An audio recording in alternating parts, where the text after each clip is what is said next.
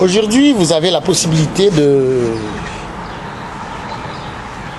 Aujourd'hui, vous avez la possibilité de voir dans cette vidéo comment réparer un radiateur défectueux.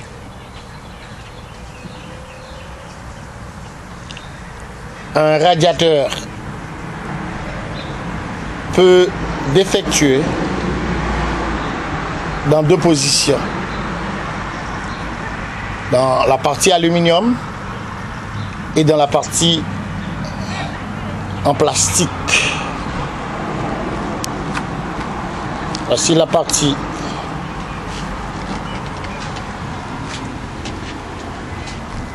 en plastique.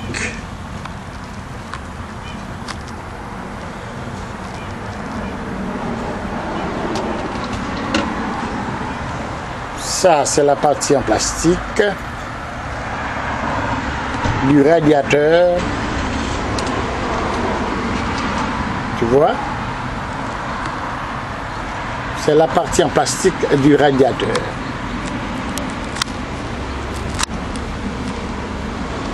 Voici la partie en plastique.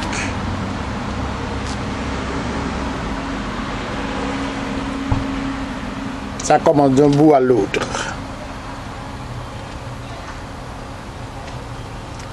La défectuosité peut sortir premièrement de la partie en plastique par forte pression de la chaleur.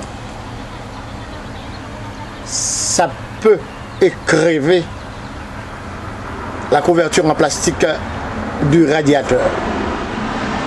Si ça sort par là, ça dépend de la longueur,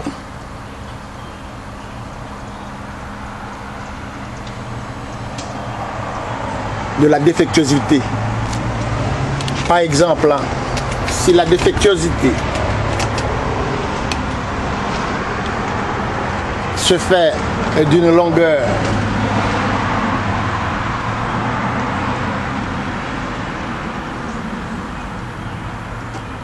vraiment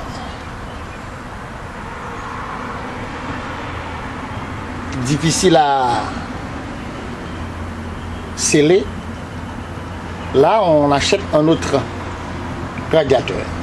Mais si c'est un petit trou qui n'est pas même pas 1 cm de longueur, on achète un produit à sceller et on arrange le radiateur et le problème est résolu. Maintenant, dans la partie en plastique, en aluminium, c'était parfois le problème provient de la partie en aluminium. Ça, c'est une panne, c'est un problème facile à résoudre. Et ça peut aussi causer le surchauffement, c'est-à-dire une forte température de votre voiture. Il y a un produit que l'on vend naturellement à Walmart ou dans d'autres autoportes. Voici le produit en question. C'est Barlic. Voici le produit en question. Ok. Le produit s'appelle Barlic. On enlève la couverture du radiateur.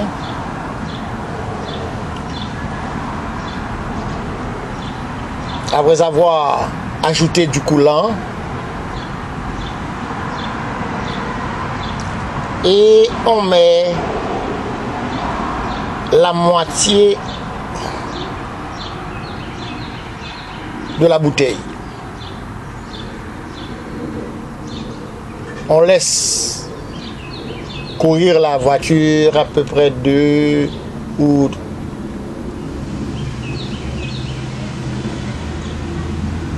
3 ou 4 miles, 5 miles, 6 miles, ça dépend.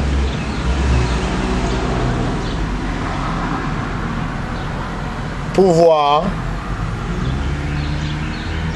si la défectuosité ne se répète pas. Et si ça se répète, on ajoute l'autre moitié. Je te promets, ça va réparer catégoriquement la partie du radiateur en aluminium. Le produit encore en question s'appelle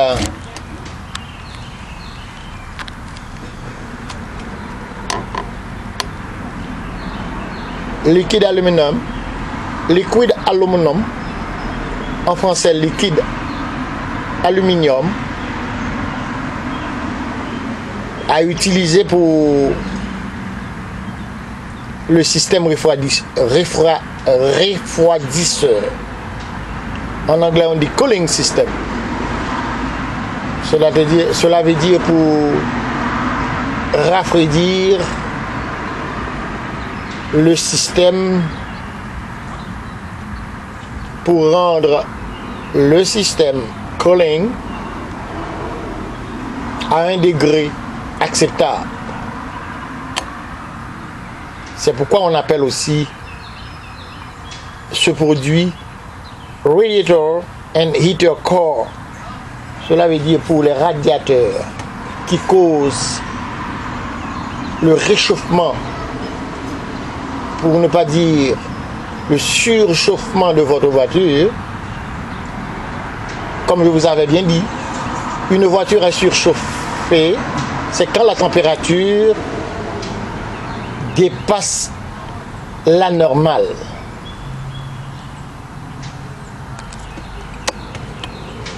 Prends ton temps, juste pour voir le nom du produit. Regardez, je vous donne 2 minutes afin de pouvoir constater par vous-même le nom du produit. Regardez, regardez.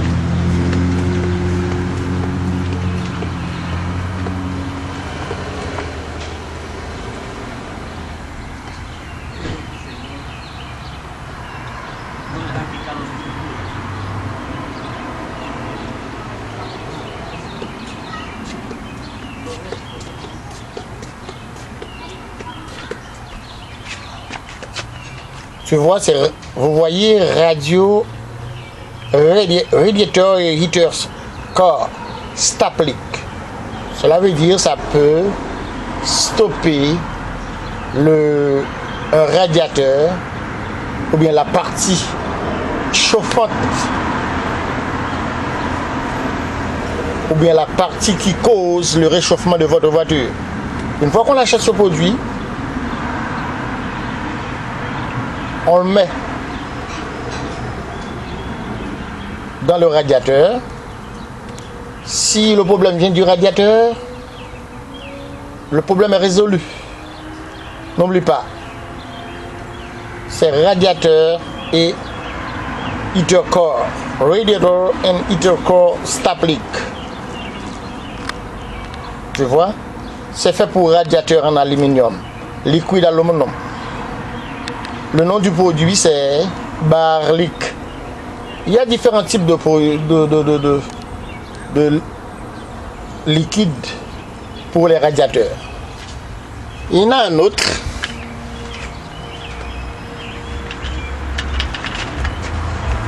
Ça c'est Block and Seal. Cela veut dire ça bloque l'endroit où et ça peut sceller l'endroit où il y a la perte en coulant ou la perte en eau qui change en vapeur. Quand vous voyez une fumée, c'est que qui sort soit du radiateur, cela veut dire qu'il y a une perte. Mais pour boucher cette perte, si ça sort du radiateur spécialement du côté en aluminium, on peut bloquer ça. Mais ce produit-là, je suis en train de vous montrer, c'est fait pour les radiateurs, non pas en aluminium, mais en cuivre. C'est pourquoi on dit liquid copper. Liquid copper, c'est un produit pour les radiateurs en cuivre. Si votre radiateur en cuivre a un problème, on peut résoudre ce problème en achetant ce produit. C'est Barlic. Vous voyez, c'est Barlic. En achetant ce produit, n'oubliez pas, si votre radiateur est fait en aluminium et en plastique, on ne peut pas utiliser liquid copper parce que c'est fait pour les radiateurs en cuivre. Si le radiateur est en aluminium, il y a une bouteille spécialement pour les radiateurs en aluminium. Mais ça, on l'utilise pour les radiateurs en cuivre. N'oublie pas, c'est fait pour les radiateurs en cuivre. Regardez, cela veut dire les radiateurs qui sont en copper. Copper veut dire cuivre. Ok. Une fois que vous ouvrez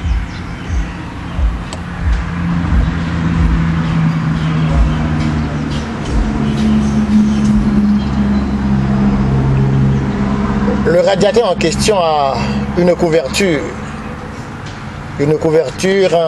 en métal ou bien en aluminium, ça dépend.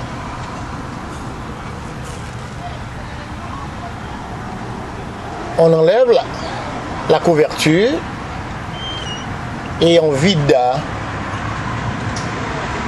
le produit en question dans le radiateur. On laisse marcher la voiture pendant 20, 30, 40 kilomètres.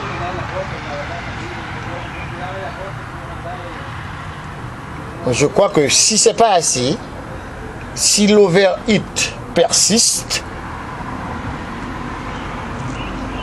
on ne va pas tout utiliser, on ne va pas tout utiliser la bouteille. Mais comme ça, on a dit c'est one step, je crois que on peut tout utiliser.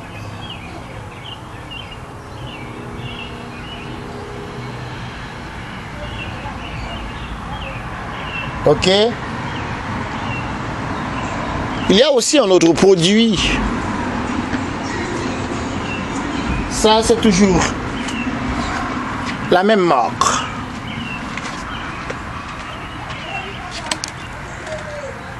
Ça s'appelle Barlic. C'est le nom de la compagnie qui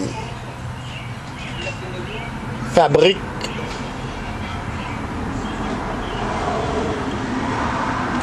ce genre de liquide.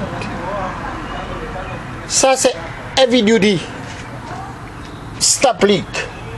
Cela veut dire que le radiateur, soit en cuivre ou en aluminium, on peut utiliser ce produit.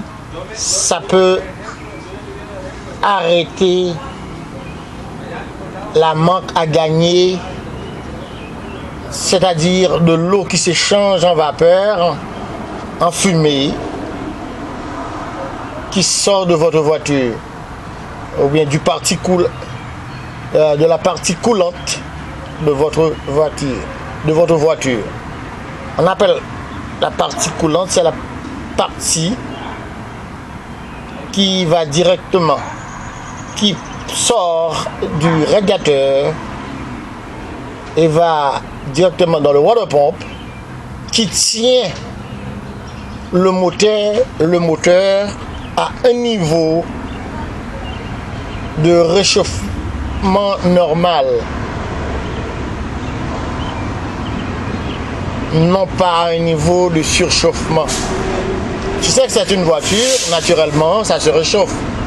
Ça se réchauffe à 100 degrés. Et c'est pourquoi que le thermomètre de la voiture, ça commence à partir de 100 et va jusqu'à 260. De 100 à 260.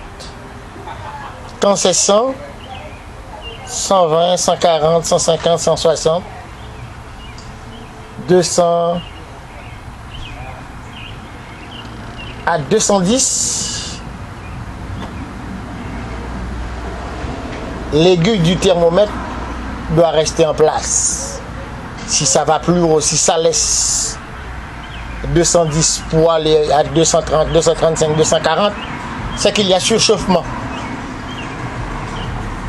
Comme c'est une voiture, je vous ai bien dit, ça produit de la chaleur. Le moteur produit de la chaleur.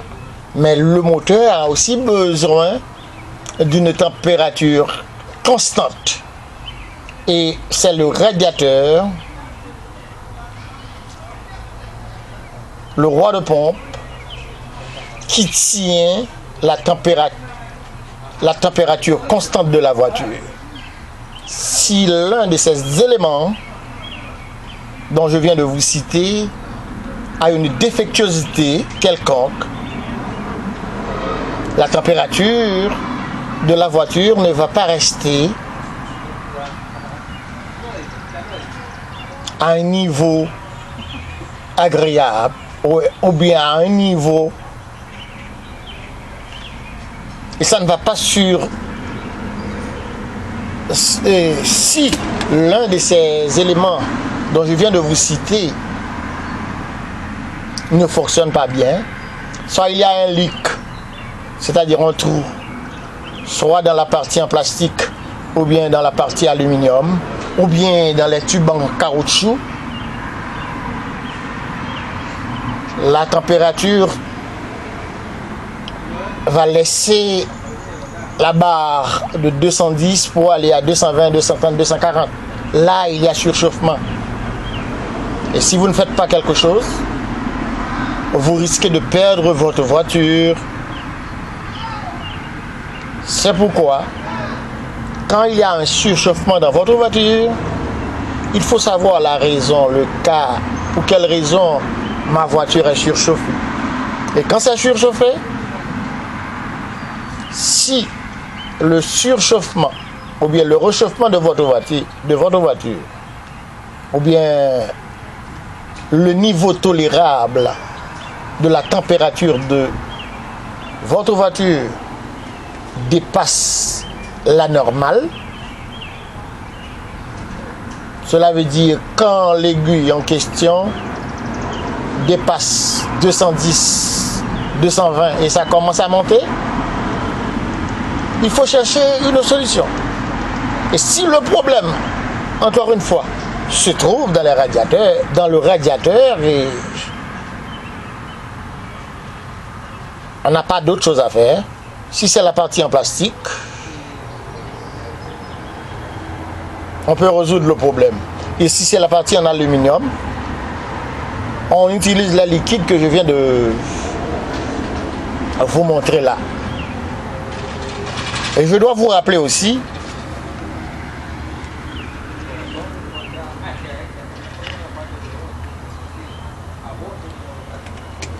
la deuxième petite bouteille, on a écrit Heavy Duty. Cela veut dire ça peut aussi fixer votre water pump. Si votre water pump a un trou où l'eau sort et l'eau tombe par terre, ça peut aussi causer le réchauffement de votre voiture. Maintenant, en essayant ce produit, Barlic Radiator Heavy Duty Staplic, ça peut résoudre le problème. Alors, vous allez essayer par vous-même. Si vous avez des commentaires,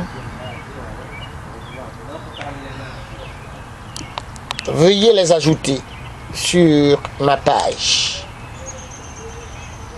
Parce qu'on est très ouvert, puisque c'est un channel du savoir. Le savoir se partage. Alors, laissez votre commentaire.